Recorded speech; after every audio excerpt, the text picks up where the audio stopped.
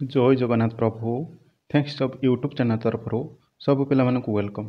मु आशा करुच्ची आपण मैंने भल थे और निज निज प्रस्तुति ठीक हिसाब से चल रखिए। सबुदिन भाई आज आम होमगार्डर पत्र लिखन नहीं आसू कहीं आपण मान प्रथम प्रोसेस रत्र लिखन। पत्र लिखन में 20 मार्क आपड़ जब 60% आप न रखुंट तेज आपने डिस्क्वालीफाई हे जहाँफल आप नेक्स्ट पर्याय को उत्तीर्ण हो पारे। तेणु आम ताको लक्ष्य करिकी आम जमी होमगार्ड्रे पढ़ो से रिलेटेड आम पत्र लिख नहीं आसू एवं भाइबा क्वेश्चन अपलोड करूँ। जदि देखी ना तेज प्लेलिस्ट जाकि चेक करके आपने देखिपारे। एवं जदि प्रथम थर पर थैंक्स ऑफ यूट्यूब चैनल देखुं तेज सब्सक्राइब कर रखिए और पाखे बेल आइकन टी दबी रखिए कहीं आम अपलोड करुवा भिडटी आपण मैंने सर्वप्रथमे नोटिफिकेशन पाइपर जहाँफल आपण मैंने वीडियो देखिपारे और फ्रेंड सर्कल शेयर करने भूलिए ना और सहित गोटे गोटे लाइक दबिदेवे। परिवेश सुरक्षा है परिवेश होउची आमे जोठारे बसवास करुचु और जोठारे जीव जड़ उपादान अन्य भाव में जड़ित अच्छा अर्थात आमे जोठारे रोचु ताको परिवेश कहवा जोठारे जीव आ जड़ जड़ अर्थात माटी पवन है इटा पत्थर ये सब हूँ जड़ जार जीवन ना कहते जड़ ताको कहती सहित आम आम चारिपाखे जो अच्छी कौ परिवेश ता सहित आम गोटे वाक्य कहीपर आम चतुर्पाशे जहाँ सब देखुचु ताको परिवेश कहुए गोटे वाक्य संपूर्ण शेष होगा। जदि आपण मानक यहाँ लिखे तो लिखे न गोटे वाक्य लिखे आम चतुर्पाशे आम जहाँ सब देखुचु ता ही परिवेश। तापर कौन लिखला ना परिवेश मानव पशु पक्षी गछ जल माटी अन्यान्य प्राकृतिक उपादान अंतर्गत अतुट अंश अटंती। ये मैंने ये सब हूँ पशु पक्षी गछ पत्र जल माटी ये सब हूँ कौन ना परिवेशर अतुट अंश एमने अटंती। तापर आसला ना वर्तमान समय मानव लोभ अर्थात मानव बर्तमान लोभी होइछि जहाँफल अतिरिक्त भोगविलास प्राकृतिक संपद को नियंत्रण भाव में व्यवहार करुच्ची अनियंत्रण भाव में व्यवहार करुच्ची। अर्थात जिते जो लोक लोभी हो सी कौन कर भोग विलासटा को आपण आ भोग विलास जो आपणिला सी कौन कर अनियंत्रित भाव में सी प्राकृतिक संपद को व्यवहार करुच्ची। अर्थात जिते धर जाओ गोटे लोकटी भोग विलास अनुसार सी चाहिए कौन ना गोटे पलंकटे चाहिए आगु लोक तले सुतरे एवं पलंक चाहिए पलंक जो चाहिए सी कौन कह ना काठ किण काठ काटला कौन ना गचर काटला तापर आसगला कौन ना से कहे ना ये काठ हमानी मुझे शागुआन काठ शुभी आकाशी काठ शुभी तेणु सी मूल्यवान गछ गुड़ी को काटिला जहाँफल परिवेश गछ गुड़िकर संख्या लोप पाइला और जहाँफल वायुमंडल में अम्लजान परिमाण कमिला से कथाटा ये गोटे वाक्य संपूर्ण शेष होगा। कहीं आपण मानक जिस्ट लिखार अच्छे नुहे जे ये आप पीजी करुँच संपूर्ण डिटेल्स लिखार अच्छे ना सी जो 100 ରୁ 150 क्वेश्चन आपण मानक मागिची आप केवल जिस्टा ही लिखे है।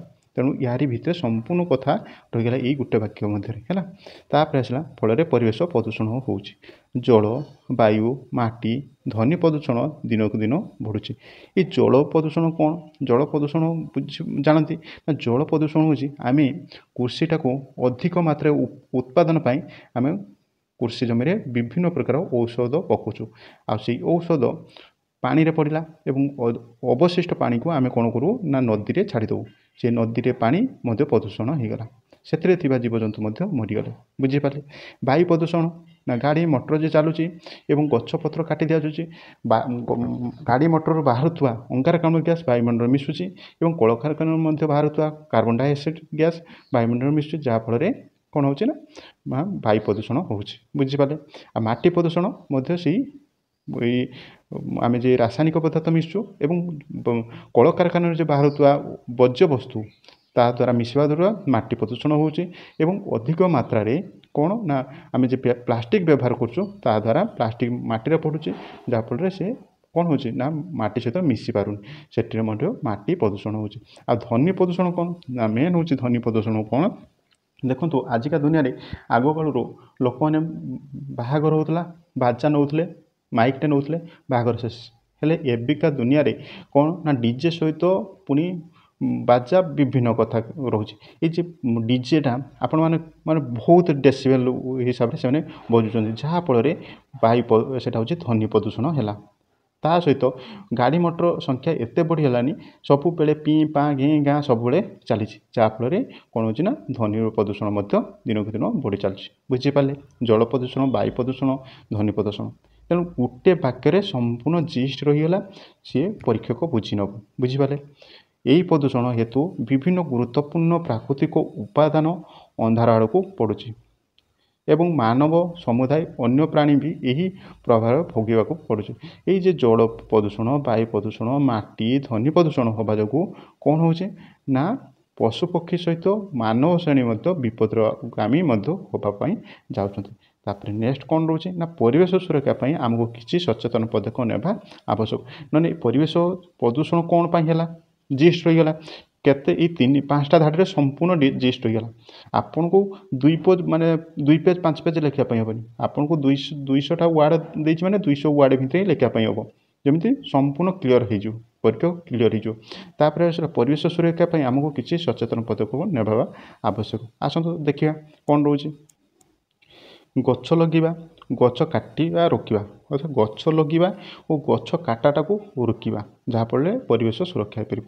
ପ୍ଲାଷ୍ଟିକ୍ର ବ୍ୟବହାର ହ୍ରାସ କରିବା ଆଉ ପୁନଃଚକ୍ର ବ୍ୟବସ୍ଥା ବଢ଼ାଇବା। ପୁନଃଚକ୍ର ରିସାଇକ୍ଲିଂ, ପ୍ରତ୍ୟେକ ଜିନିଷକୁ ରିସାଇକ୍ଲିଂ ଯେମିତି କରିପାରିବା ତା ବିଷୟରେ ଆମେ ଗୁରୁତ୍ୱ ଦେବା। ନଦୀ ଜଳକୁ ପରିଷ୍କାର ରଖିବା ଓ ପ୍ରାକୃତିକ ସମ୍ପଦକୁ ସଠିକ୍ ବ୍ୟବହାର କରିବା। ଅର୍ଥାତ୍ ନୁହେଁ ଯେ ଆମେ ଯେତିକି ପାଇଲେ ଅଧିକ ମାତ୍ରା ବ୍ୟବହାର କରିବା, ନା, ଯଦି ଏବେ ବ୍ୟବହାର କରିଦେବା ଆଗାମୀ ପିଢ଼ି ପାଇଁ ବିପଦମୁଖୀ ହେବେ। ଆଜି ସିନା ଆପଣମାନେ ବ୍ୟବହାର କରିଦେଉଛନ୍ତି, ଆଗାମୀ ପିଢ଼ି, ତୁମ ପର ପିଢ଼ି, ତୁମ ପିଲା ଛୁଆ, ସେମାନେ କ'ଣ କରିବେ? ସେମାନେ ତ ବିପଦରେ ପଡ଼ିବେ ନା। ତେଣୁ ସେଥିପ୍ରତି ମଧ୍ୟ ଗୁରୁତ୍ୱପୂର୍ଣ୍ଣ ଦେବା ଆବଶ୍ୟକ ଏବଂ ସମସ୍ତଙ୍କୁ ପରିବେଶ ସୁରକ୍ଷା ବିଷୟରେ ସଚେତନ କରିବା ଉଚିତ ଏବଂ ସମସ୍ତଙ୍କୁ ପରିବେଶ ସୁରକ୍ଷା ବିଷୟରେ ସମସ୍ତଙ୍କୁ ସଚେତନ କରିବା ଆବଶ୍ୟକ।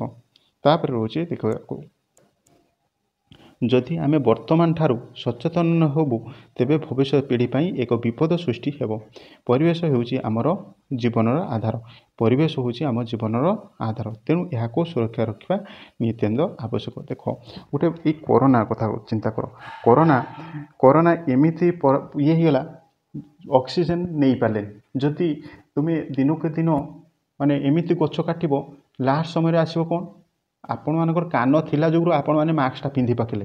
ଯଦି କାନ ନଥାନ୍ତା ଆପଣମାନେ କ'ଣ କରିଥାନ୍ତେ? ମାସ୍କଟା କେମିତି ପିନ୍ଧିଥାନ୍ତେ? ନା କାନ ପାଖରେ କଣ୍ଟା ଫୁଡ଼ିକି ପିନ୍ଧିଥାନ୍ତେ। ସେମିତି କଥା କ'ଣ ହେଉଛି ନା, ଯଦି ସେତେବେଳେ ଥାନ୍ତା ଆପଣ ଅକ୍ସିଜେନ ଅଭାବ ହେଇଥାନ୍ତା। ତେଣୁ ଅକ୍ସିଜେନ କ'ଣ ହେବ? ମେସିନ୍ ମାଧ୍ୟମରେ ହେବ। ମେସିନ୍ ମାଧ୍ୟମରେ କେମିତି ହେବ? ହେଲେ ଗଛ ନିହାତି ଆବଶ୍ୟକ। ତେବେ ଆପଣମାନେ ସେଠି କ'ଣ ହେଇଥାନ୍ତା ନା ଅକ୍ସିଜେନ ପିଠିରେ ଗୋଟେ ଥଳି 20-30 କିଲୋ ଗୋଟେ ଅକ୍ସିଜେନ ଥଳି ଧରିକି ଆପଣମାନଙ୍କୁ ଚାଲିବା ପାଇଁ ହେଇଥାନ୍ତା। ତେଣୁ ପରିବେଶ କେମିତି ସୁରକ୍ଷା ରହିବ ସେଥିପାଇଁ ଗୁରୁତ୍ୱପୂର୍ଣ୍ଣ ହେବା ଆବଶ୍ୟକ। ତେଣୁ ଦେଖନ୍ତୁ, ଏଇ କିଛିଟା ଧାଡ଼ି ଭିତରେ ସମ୍ପୂର୍ଣ୍ଣ ଡିଟେଲ୍ସ ଜଣେଇଦେଲା ହେଲା। ତେଣୁ ଏଠି ନୁହେଁ ଯେ ଆପଣଙ୍କୁ ରଚନା ଲେଖାଯାଉଛି, ଏଠି ତୁମକୁ ପିଜି କରିବା ପାଇଁ ହେବ ବା ମ୍ୟାଟ୍ରିକ୍ ପରୀକ୍ଷା ପଡ଼ିଛି ଆପଣଙ୍କୁ ପେଜେ ବା 2 ପେଜ୍ ଲେଖିବା ପାଇଁ ହେବ, ସେମିତି କିଛି ନୁହେଁ। ଆପଣଙ୍କୁ ଏମିତି ଲେଖିବେ ଯେମିତି ସବୁ ଡିଟେଲ୍ସ ତାରି ଭିତରେ ରହିଯିବ ହେଲା। ତାପରେ ରହିଲା ଉପସଂହାର। ପରିବେଶ ସୁରକ୍ଷା ଏକ ଗୁରୁତ୍ୱପୂର୍ଣ୍ଣ ବିଷୟ। ଏଇ ଉପସଂହାରଟା ନିହାତି ଦେଖିବେ ହେଲା। ଶେଷ ଧାଡ଼ି ଦୁଇଟା, ପରିବେଶ ସୁରକ୍ଷା ଏକ ଗୁରୁତ୍ୱପୂର୍ଣ୍ଣ ବିଷୟ। ଏହି ବିଷୟରେ ଆମେ ଏବେ ଟିକେ ଗମ୍ଭୀର ଭାବରେ, ଏଇଟା ଟିକେ ଭୁଲ ହେଇଛି ହେଲା, ଠିକ୍ ହେଇଛି, ଗମ୍ଭୀର ଭାବରେ ଚିନ୍ତା କରିବା ଦରକାର। ଏବେଠାରୁ ସମସ୍ତେ ଚିନ୍ତା କରିବା ଦରକାର, ନହେଲେ ଏଇ ପୃଥିବୀ ଅବସାନ ଦିଗରେ ଯିବ। ଅର୍ଥାତ୍ ଅବସାନ ଦିଗ ମାନେ ନିମ୍ନଗାମୀ ଯିବ। ତେଣୁ ପ୍ରତ୍ୟେକ ପିଲା ମନେ ରଖ, ପ୍ରତ୍ୟେକ ତୁମ ଜନ୍ମଦିନରେ ପ୍ରତ୍ୟେକ ପିଲା ଗୋଟେ ଗଛ ଯଦି ଲଗିବ, ତୁମ ବୟସ ଆଜି କେତେକୁ ହେଇଗଲା? ଆଜି ଧରାଯାଉ 28-29 ବର୍ଷ ହେଲା। ଯଦି ପ୍ରଥମ ବର୍ଷରୁ ଯଦି ଗୋଟେ ଗଛ ଲଗିଥାନ୍ତ, ଆଜି ଟୋଟାଲ୍ 29ଟା ଗଛ ବା 30ଟା ଗଛ ଲଗେଇ ପାରିଥାନ୍ତ। ଯଦି ଜଣେ ପରିବାର, ଜଣେ ଲୋକ 30ଟା ଲଗିଲା, ଯଦି 5 ଜଣ ଥାନ୍ତେ 150ଟା ଲଗେଇଥାନ୍ତେ। ଯଦି 150ଟା ଲଗେଇଥାନ୍ତେ, ଯଦି ତାଠୁ 1000 ଲୋକ ହୋଇଥାନ୍ତେ। ତେଣୁ ଆମର ବର୍ତ୍ତମାନ ଆଉ ପୁରାପୁରି ପରିବେଶଟା ରୋଗମୁକ୍ତ ହୋଇଯାଇଥାନ୍ତା ହେଲା। ତେଣୁ ଭିଡ଼ିଓଟି କେମିତି ଲାଗିଲା ମୋତେ କମେଣ୍ଟ ମାଧ୍ୟମରେ ଜଣାଇବେ ଏବଂ ଫ୍ରେଣ୍ଡ ସାର୍କେଲରେ ସେୟାର କରିବା ପାଇଁ ଭୁଲିବେ ନାହିଁ। Thank you watch my video. ଜୟ ଜଗନ୍ନାଥ।